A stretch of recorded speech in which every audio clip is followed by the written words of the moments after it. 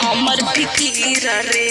साटल रह के छौड़ी माल बहरी जाइतै गिर के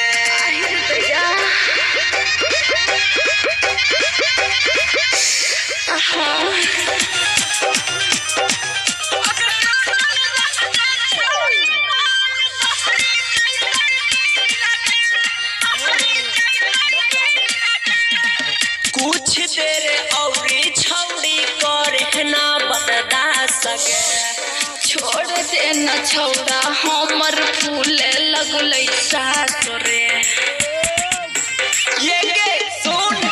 कुछ देर औरी छौड़ी करे ना बर्दाश्त के छोड़ दे न छौड़ा हमर फूले लगलै सास रे लगले ले हम जन्मर छौड़ा करके तू जी कीर रे ले हम जन्मर छौड़ा करके तू जी कीर रे आगे साटल रह के छौड़ी माल बहरी जाइतै गिर के तोरा त खाली मजा चाही कौन हमर फिकीर रे हाय दैया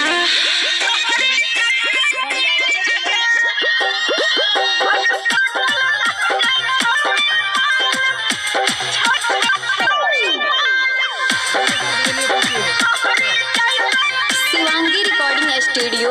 राजगीर। ऐसे करमी तसल बार में लगतौ दाग गे बोल मत बोली कुंदन मा दिल में लागो आग रे आगे अब हो गेलु गे ऐसे करमी तसल बार में लगतौ दाग गे बोल मत बोली कुंदन मा दिल में लागो आग रे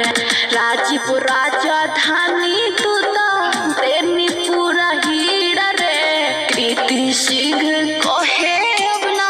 सहल जाता पीड़ा रे साटल रह के छौड़ी माल बहरी जाइतै गिर के अरे तोरा त खाली मजा चाही कौन हमर फिकीर रे इतने ला झमेला